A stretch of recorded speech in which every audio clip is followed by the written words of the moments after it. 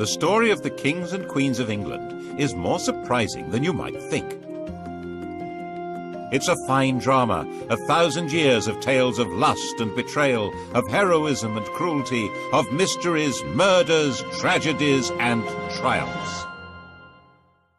And it's also quite unlike the history of other countries' royalty. The thing about the kings and queens of England is that they're totally different from anywhere else, which probably explains why they're still in business, when almost everywhere else they've either been given the chop or have stopped being regal. This programme looks at England's monarchs from the death of Queen Anne to the accession of Victoria. Well, Britain's monarchs, actually. And if you look at Europe at the start of this story in 1714, you'll see just what I mean. A European king is an absolute ruler. Louis XIV, Peter the Great, Philip V of Spain, Frederick William of Prussia, all men of unlimited power. It's not like that in Britain. Queen Anne has died. There are no Protestant Stuarts left. The Protestant line to the English throne now passes through James's granddaughter, Sophia, who had married a German prince with the title of Elector of Hanover, and then from her to her son George Louis, who's inherited that antiquated title. Into one quarter of the royal coat of arms pops the amazingly complicated device of a 54-year-old German princeling. And when he comes to England for his coronation, he knows perfectly well that he's not going to be anything like those other rulers. He will be almost powerless. So it really doesn't matter that he can't speak a word of English. At the opening of Parliament, King George stood in silence while his words were read by the Lord Chamberlain. The crown that had belonged to Normans, French Plantagenets, Welsh Tudors, and Scottish Stuarts had now passed to the German Hanoverians. The new king's son, George Augustus, arrived from Herrenhausen to take his seat in the House of Lords as Duke of Rothesay, heir to the throne. Before leaving Germany, he proudly declared, "I have not a drop of blood in my veins which is not English." Rothesay, of course, is a Scottish dukedom. George Augustus did share one trait with his father's English subjects, a hearty dislike of King George, and for the same reason. 20 years before George became King of England, something very mysterious had happened to his wife's best friend, the dashing Count Königsmarck. His wife, Princess Sophia Dorothea, had come to detest her husband, who spent his time either engaged in endless European wars or enjoying his various mistresses. Königsmarck tried to help her escape from Hanover. He failed. The Count simply disappeared from the face of the earth. Actually, his body was shoved under the floorboards of the princess's dressing room. And the princess was banished and imprisoned. Her son, George Augustus, never forgave his father.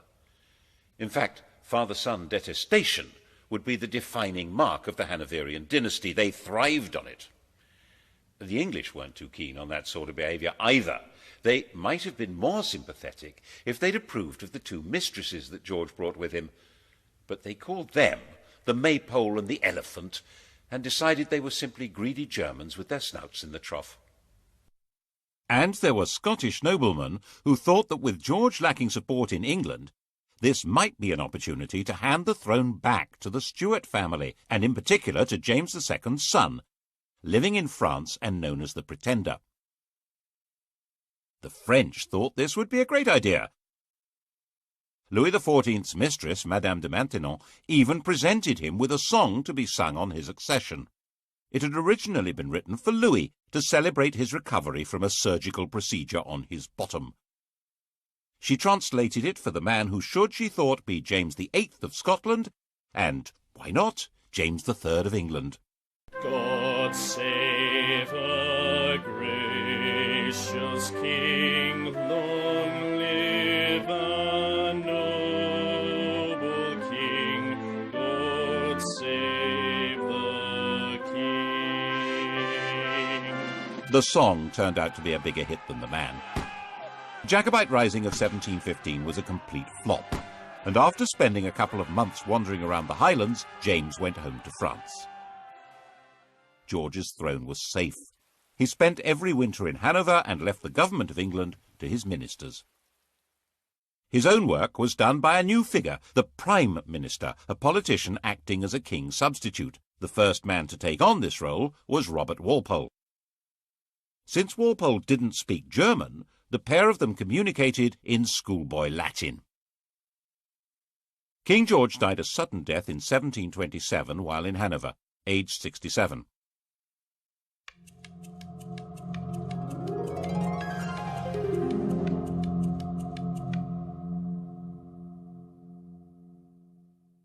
His son was living in Richmond, forbidden by the old man to take any part in court life or even to see his own children. When Walpole came with the news of his father's death, George II appears to have regarded it as a wind-up. "That is one big lie." But the outcast prince was indeed now George II, by the grace of God, King of Great Britain, France and Ireland, Defender of the Faith, Elector of Hanover, Duke of Brunswick-Lüneburg and Duke of Celle. When he'd been convinced, he came here to Leicester Square. At the time it was Leicester House, where he'd been running his own court. And here he was attended by the Archbishop of Canterbury, who formally presented him with his father's will. Royal wills had once been the most powerful documents in the world. When William the Conqueror and Henry II died, their wills established who would rule after them. George took his father's will and, instead of opening it, shoved it in his pocket.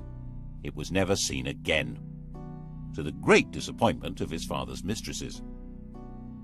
George II's wife, Queen Caroline, had very firm ideas on what should happen next, and her husband was quite obedient. The result was that everyone who'd been hoping for their own promotion in a changed government was disappointed. Walpole remained Prime Minister. He'd promised her that she would get a personal grant of £100,000 a year, double the offer his opposition came up with, and very little actually changed at all. That included the traditional hostility between anyone called King George and his son. The son in question was now, of course, the son of George II, Prince Frederick. According to Queen Caroline, he was the greatest ass, the greatest liar, the greatest canaille, and the greatest beast in the whole world, and we heartily wish he was out of it. She would have said it in German. George agreed with the Queen and refused to allow Frederick to marry Princess Wilhelmina of Prussia on the entirely sensible grounds that I did not think that engrafting my half-witted coxcomb upon a mad woman would improve the breed.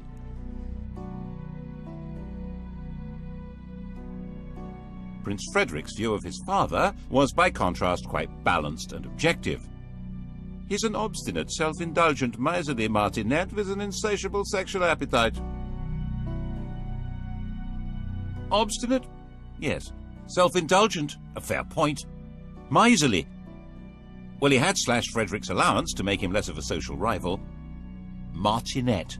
Well, certainly a man of relentless and determined regular routine. And the sexual appetite? We assumed that as his right. For instance, he began seriously lusting after the beautiful young wife of the Count of Volmoden when he met her in Hanover in 1735, and he told the Queen that You must love the Volmoden, for she loves me.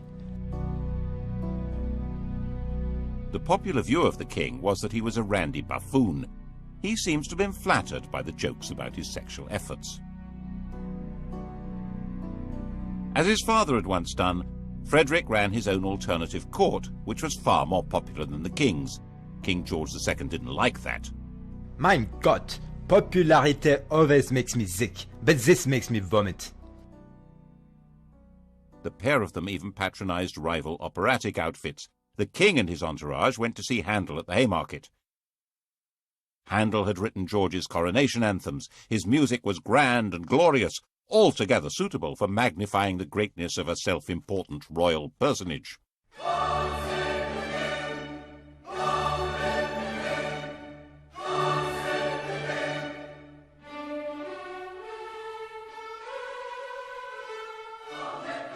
The prince and his crowd stayed away. They went instead to the Theatre Royal in Lincoln's Inn Fields. That was where opera was being transformed into popular musical theatre. The biggest hit was The Beggar's Opera, a vigorous tale of the criminal classes which lots of people said was intended as a satire on the court and Walpole's government. When you censure the age, be cautious and sage, lest the courtiers offended should be. If you mention vice or bribe, 'tis so pat to all the tribe. Each cries, that was levelled at me. It was all very entertaining, watching royalty playing out their family quarrels, but they were not quite reduced to the level of powerless performers. King George was a fighting man, like his father, head of the army, and very much engaged in the quarrels between the rulers of continental Europe. Walpole tried hard to keep him out of wars, but in 1739 the king got his way, and England went to war with Spain. This was the start of a steadily growing involvement in the power struggle between France, Prussia, and the Habsburg Empire. Its culmination for George came in June 1743. He found himself under attack by the French at a German village called Dettingen. His horse bolted, but George stood in front of his troops, waved his sword, and made a rather ponderous but actually rather brave little speech. Now, boys, now for the honor of England. Fire and behave bravely, or the French will soon run.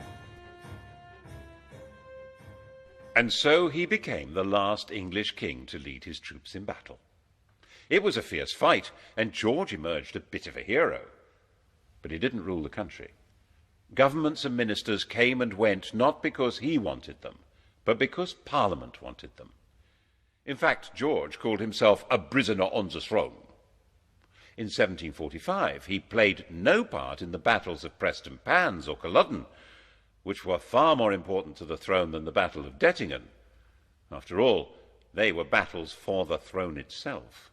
The cause of King James Stuart, the king who'd fled from William of Orange in 1688, had never been forgotten by the Scottish Highlanders. Its supporters of a Roman Catholic monarchy, were called Jacobites, the Latin for James being Jacobus. James's son, the Pretender, had tried and failed to take the throne in 1715, and now, 30 years on, he was known as the Old Pretender. His son Charles, born in Rome, was the Young Pretender. Bonnie Prince Charlie to his supporters, Charles Casimir was 25 years old, pale, thin, romantic and brave. And he decided that George was so unpopular it would be a doddle to take over. He turned up at his own expense in the Hebrides and summoned the Scottish clans. Most of them responded, but out of a combination of loyalty and desperation rather than conviction.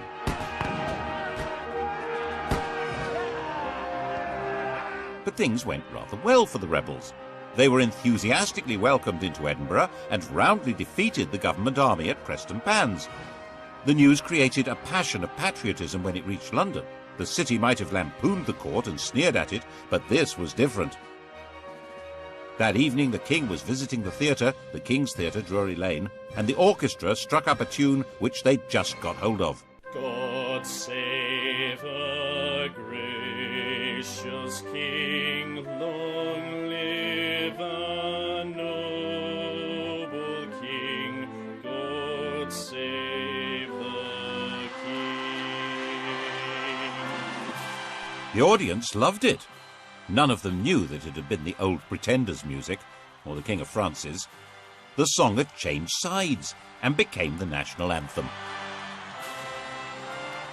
Actually, it became everybody's anthem at one time or another. Frenchmen, Germans, Russians, Swiss, Liechtensteiners, Swedes, Danes, and Americans have all swelled with patriotic pride to exactly the same tune.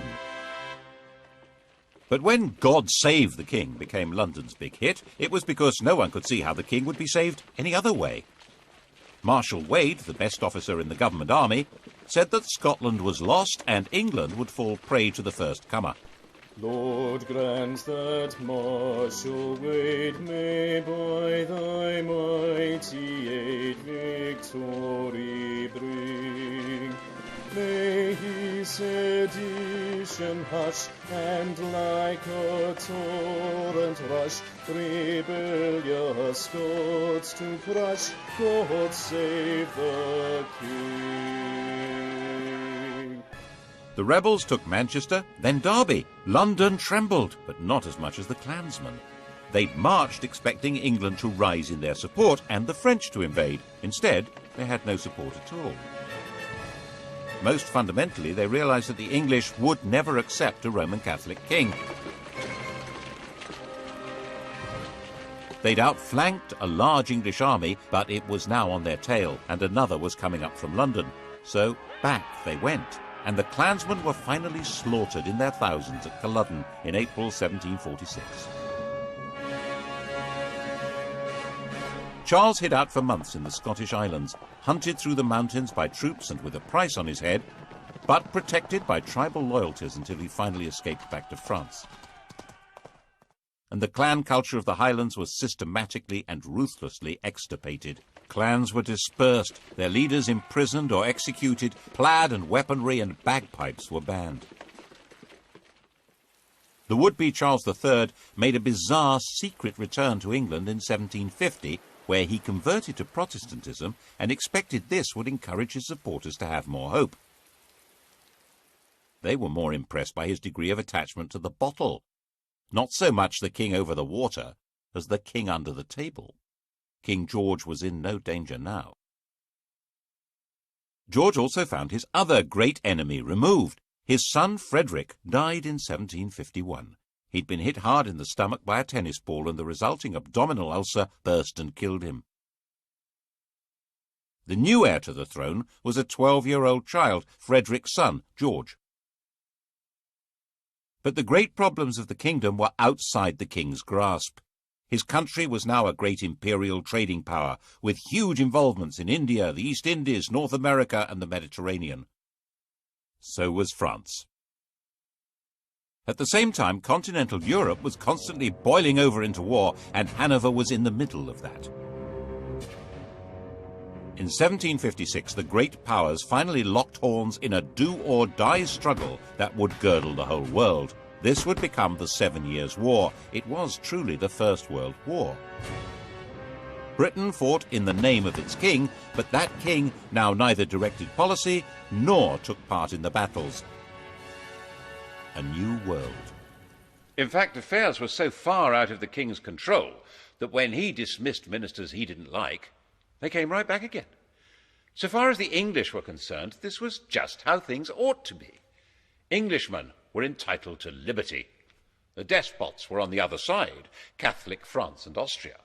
Their whole life, commerce, industry, and fighting force was directed by royal tyrants who ruled over starving and powerless peasants.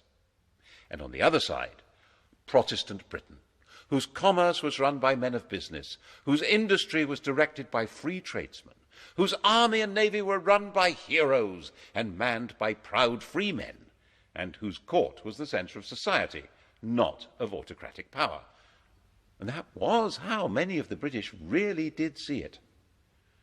Of course, they were also fighting despotic Prussia, but that was a minor detail.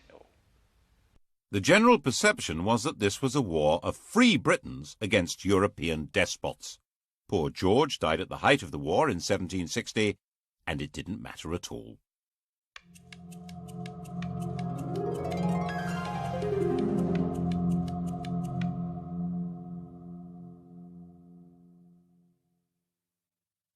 His grandson, now George III, was 22 years old. He had been brought up by his mother, a German princess, in her imitation of the very deferential court of Hanover. He learned the European idea of what a king should be, an enlightened despot whose power was absolute and was to be used for the benefit of mankind.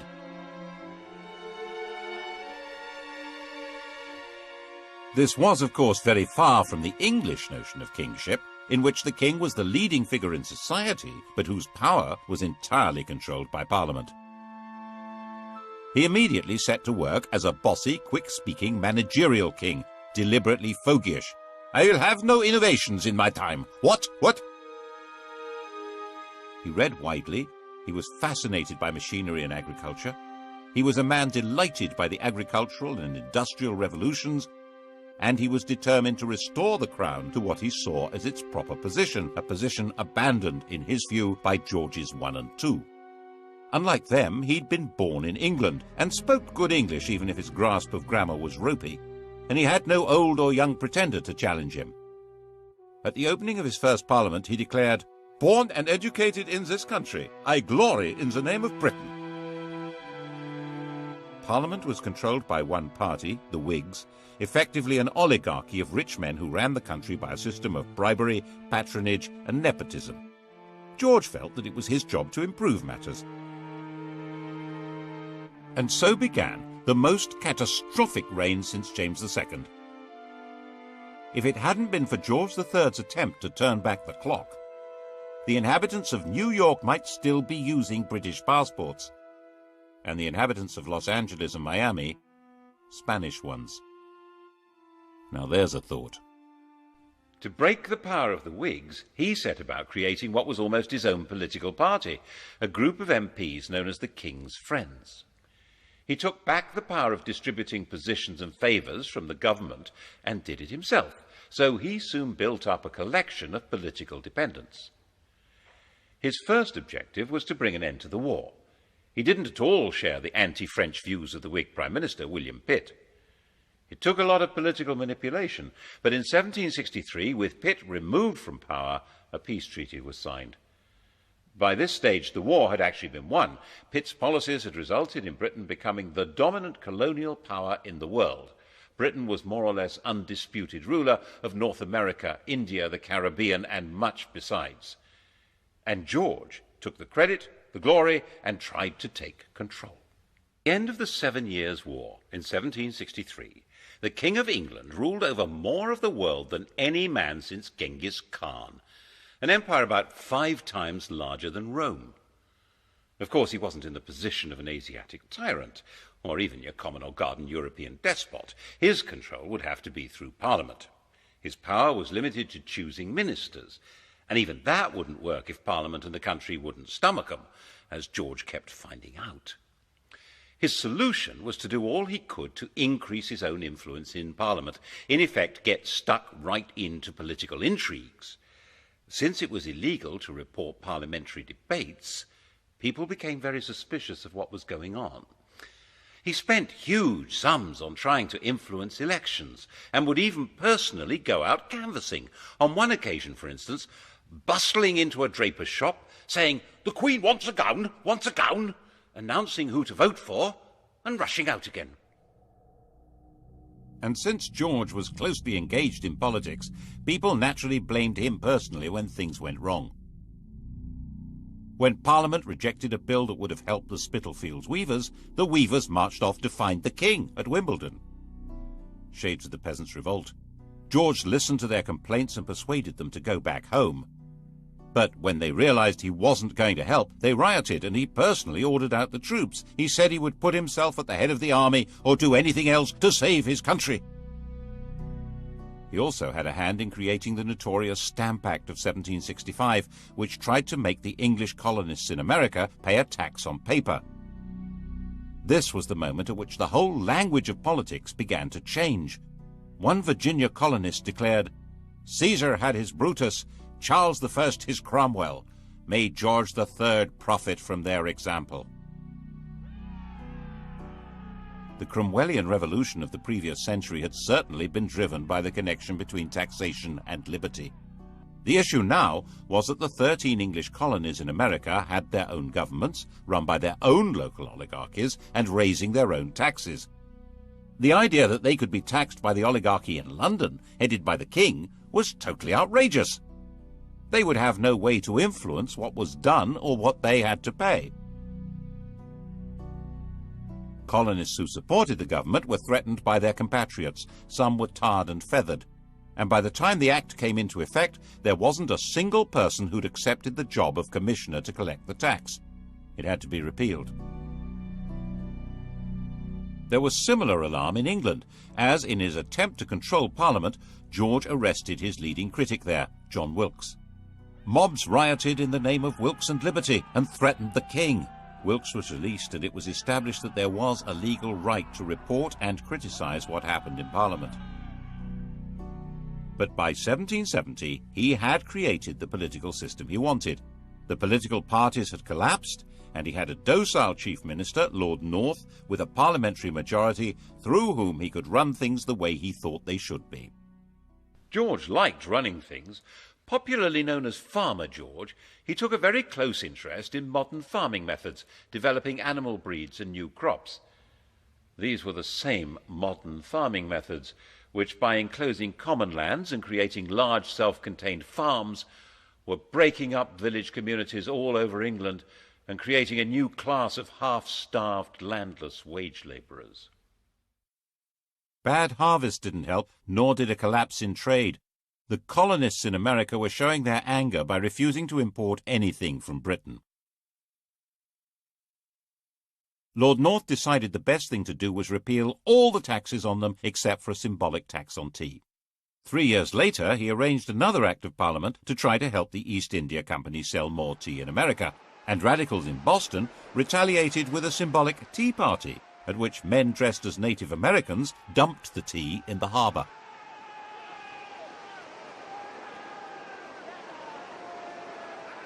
The reaction in England, stirred by the popular press, was that the colonists must be punished. George certainly shared that view. Blows must decide whether they are to be subject to this country or independent. Misunderstanding the strength of feeling and of organisation against them, the government tried to use too little force and triggered a full-scale rebellion. The rebel colonists proclaimed their independence in 1776, and with the backing of a large part of popular opinion in England, George was determined to fight them and crush them. The result, as many less warlike Englishmen had been warning, was disaster for England. Even Lord North wanted out, but George was in charge. The American Revolutionary War became a campaign not against unjust government or English rule, but against the very principle of monarchic government. George's determination to be active in government and place himself at the heart of politics created a new republican movement, a language in which to attack the rule of kings. The Peace of Versailles in 1783 forced Britain to recognise the United States of America. 6 years later, their host at Versailles, Louis XVI of France, was himself called on by a revolutionary crowd who carried him off and set up their own republic. The process of destroying monarchy was underway. Did George understand what he'd done?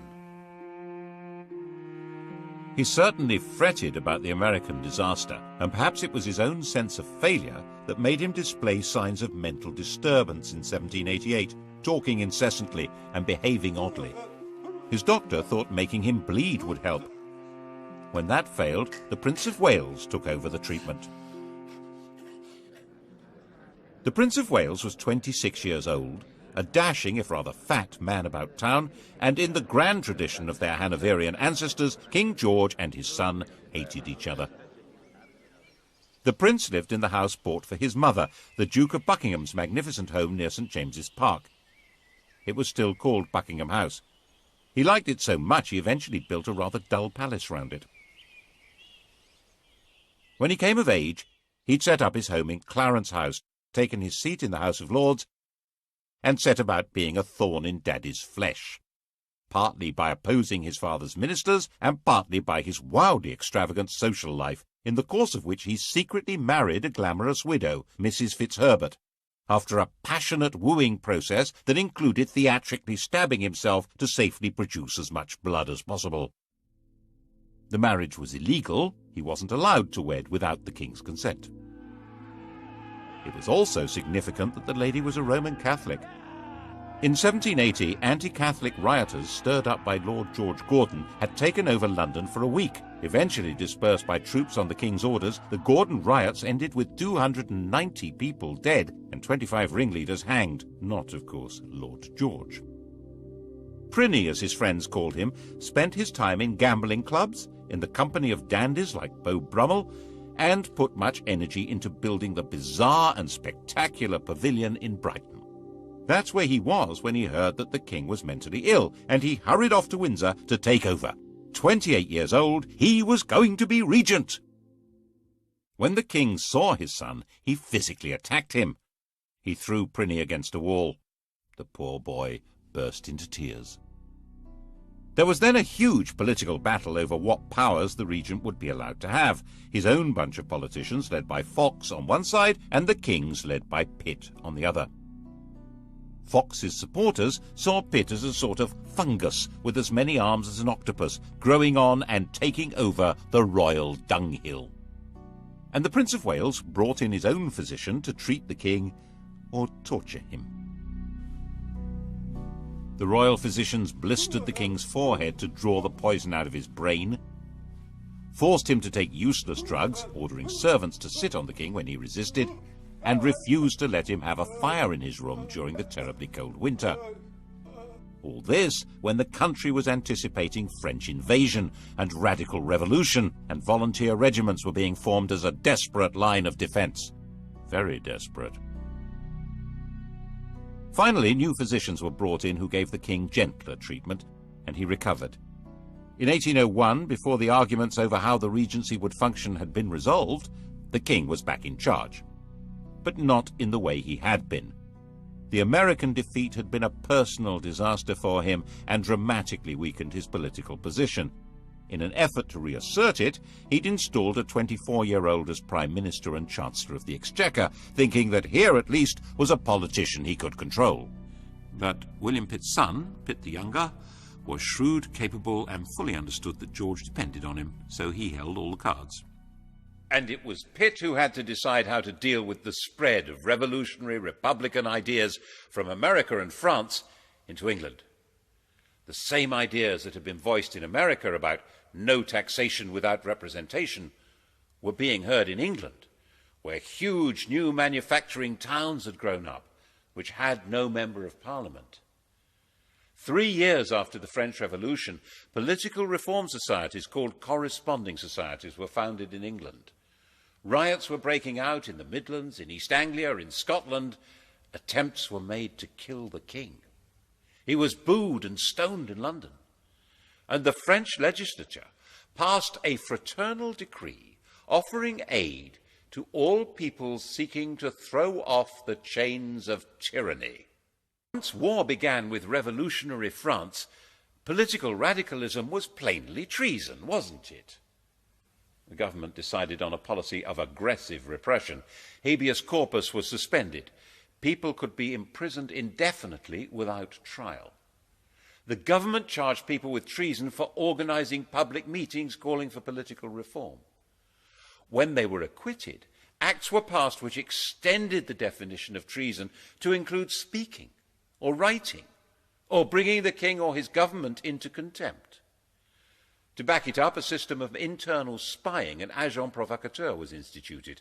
Postmasters were given the job of reporting to the Home Office anything suspicious that they heard or that went through the mail.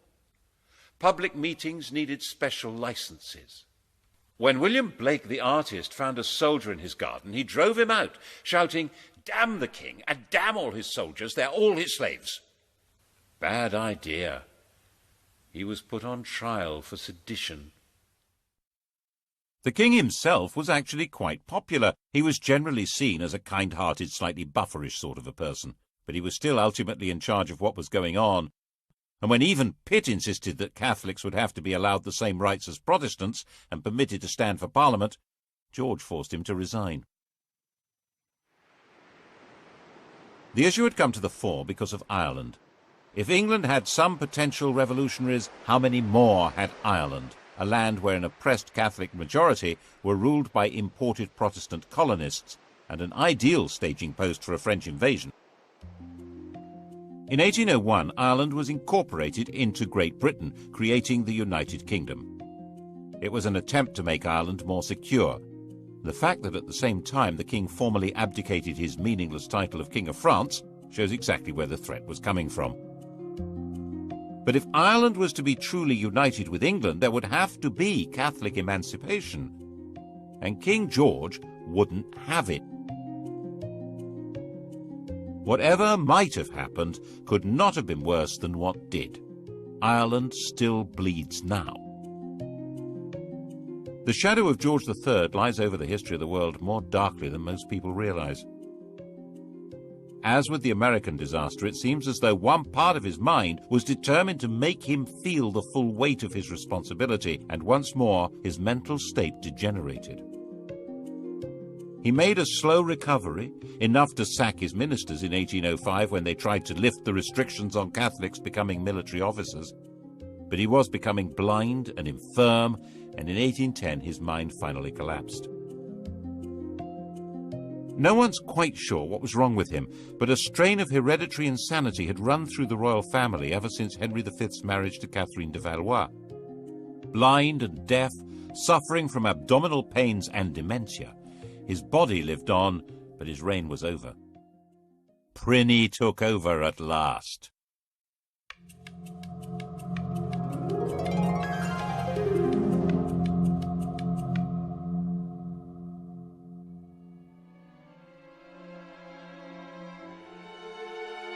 By this time, European monarchy had been transformed. The enlightened despots had fallen. Napoleon's empire had swallowed them up, replacing them with dictators from his own family or under his control. Even Hanover had been overwhelmed. The Tsar still survived, but Napoleon was about to invade Russia. Britain stood virtually alone. And in Britain, the ancient principle of the royal prerogative was now in the fat, clammy hands of a gambling, massively indebted, roly-poly dandy with a passion for show and splendour. But the military genius of Wellington and Nelson didn't need a king to guide it. So under his uninspiring, even ridiculous leadership, Napoleon was defeated and the decrowned heads of Europe were brushed down and put back on their thrones. Why, the ruler of the United Kingdom even became King of Hanover. Pliny had been against everything his father stood for, but now he was in power. He suddenly adopted all his father's political principles, especially his determined opposition to letting Catholics have civil rights and to any reform of Parliament. Elections were basically a farce, with some MPs representing constituencies with almost no voters, and the vast majority of people unrepresented. The king thought this was fine. Lots of other people didn't. And this became a desperate issue in the years after the Napoleonic War. There were thousands of unemployed ex-soldiers. There was an agricultural depression made worse by the terrible summer of 1816, and there was increasing unemployment due to the use of new machinery. And the Prince of Wales's appetite for luxurious silverware and furniture grew mountainous. Graffiti appeared saying death or the regent's head. At the end of 1816, there was a full-scale riot in London aimed at setting up a radical government. The next month, the Prince Regent's carriage was mobbed on his way to open Parliament. The grim apparatus of repression was revived. The death penalty was restored for unlicensed public meetings. Printers of seditious material were to be seized. There was plenty of seditious material. The Prince Regent was a laughingstock. The flood of caricatures and satires was unstoppable. His extravagance was spectacular. A few years earlier, the government had agreed to clear his huge debts on condition that he made a legal marriage. The victim selected was his cousin Caroline of Brunswick, a charming, friendly and unassuming young lady who was also a bit of an exhibitionist. He spent the wedding night drunk. After 9 months to the day, Caroline gave birth to a daughter, but by then her husband had long abandoned her. He devoted himself to the pursuit of motherly mistresses and treated Caroline with a cold brutality which really defined his personal style. He was more of a pasha than a regent, and the Brighton Pavilion made that declaration loud and clear. George III finally died in 1820, having notionally reigned for 60 years, the longest reign until Victoria. And he was 81, the longest life of any British ruler so far.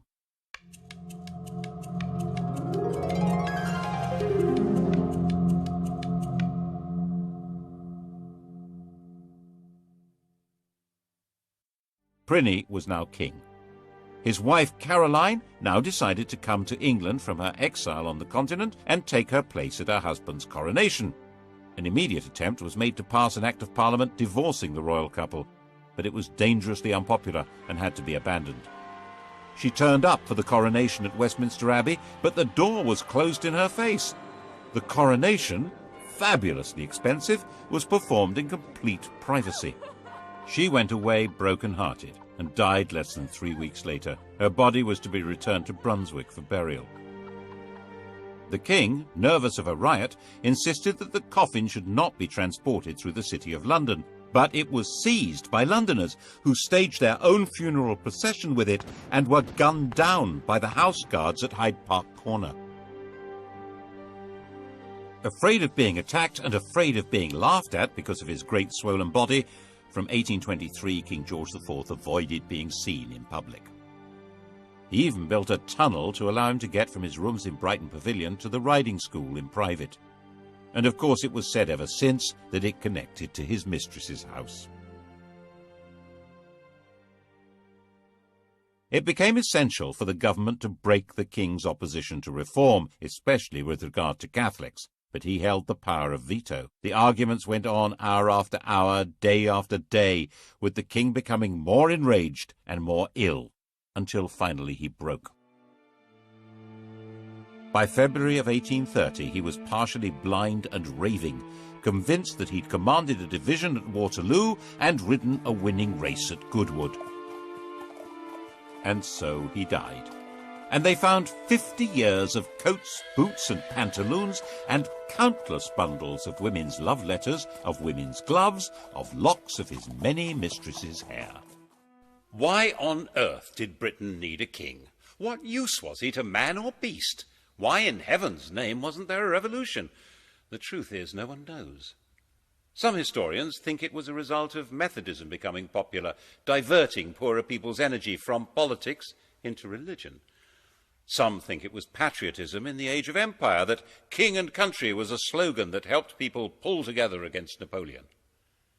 But perhaps, given the riots, rebellions and mutinies, it was due more to the efficiency of the police state and the forcefulness of repression.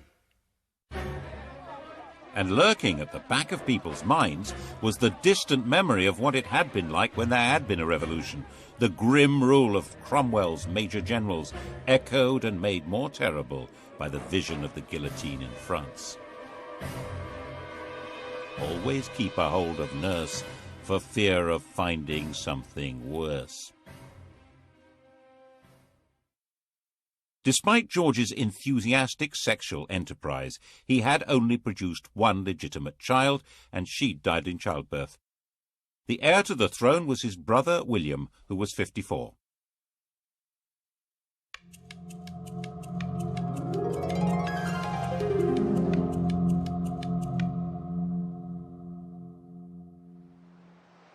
He had been sent into the Navy as a young man, where he developed into a severe disciplinarian and a stickler for etiquette. After he left, he took an actress, Mrs. Jordan, as his mistress, had lots of illegitimate children, and was given to making tactless speeches with not much intelligence. He eventually had made a royal marriage to another German Protestant princess, and Mr. King and Mrs. Queen lived at Bushey to the north of London, like a quite ordinary couple. William insisted that his coronation should only cost a tenth of his brother's, and he was known to give people a lift in his carriage. All this made him rather popular, but when it came to parliamentary reform, he turned out to be as resistant as any other Hanoverian king. By now the popular pressure for changing the voting system into something more representative was virtually irresistible, giving more men the vote, having MPs for the new towns and secret ballots. This would give the Commons more power, so the House of Lords was resisting it, and William sided with them. By 1832 there seemed a real possibility of civil war or revolution. It's possible that if the royal family were part of the aristocracy, as in every other country with a king, that would have happened. But the king and queen had their family roots in Germany, and there was no natural alliance between them and the great aristocratic families. William was weak and was forcefully persuaded to give way, and Britain was started on the road to democracy. After the Reform Bill of 1832, with no more rotten boroughs and greatly reduced scope for electoral corruption, it was no longer possible for the king to play politics inside Parliament to the same extent. The monarchy would now be forced back into its constitutional box, and it was no longer sufficiently dangerous to be worth the trouble of a revolution. When he died in 1837, William's legitimate children were already dead. The heir to the throne was the daughter of his brother Edward, a young girl of 18. she would make a demure and pretty little queen who could leave the business of running England to the professionals. Couldn't she?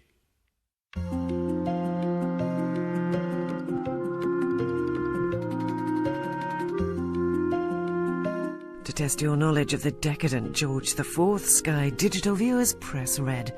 On UK TV History next, the modern kings and queens of England coming up here on History, and starting on documentary, The Best of British. Blue